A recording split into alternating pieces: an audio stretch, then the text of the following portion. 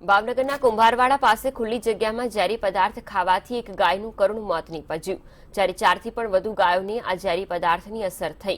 સમગ્ર ઘટનાને પગલે કુંભારવાડા 10 નાલા નજીક માલધારી સમાજના લોકો મોટી સંખ્યામાં એકઠા થયા અને માલધારી સમાજ દ્વારા કુંભારવાડા વિસ્તાર ઝેરી કચરો ઠાલવનાર અને આ વિસ્તારમાં ઝેરી પાણીનો નિકાલ કરનાર લોકો વિરુદ્ધ આકરા પગલાં લેવા માંગ કરી।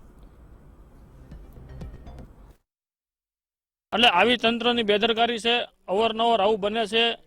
અને આપણે એક રાષ્ટ્ર, હિન્દુ રાષ્ટ્ર છીએ અને એમ કે ભારતમાં ગાય છે એ આપણી માતા છે, તો ગાય વિશે કશું કરવાનું નહીં અને તંત્રને કોઈ પગલાં લેવાના નહીં। અમે 0278નું જે પશુ દવાખાનું છે એમાં પણ ફોન કર્યો, ત્યાં પણ કોઈ રિપ્લે ન આવી અને 1962માં પણ ફોન કર્યો। 1962માં એવું કહેવામાં આવ્યું કે આ જે તમારું છે એ પશુ છે એ માલિકીનું છે, એટલે એ સારવાર અમે ન કરી શકીએ।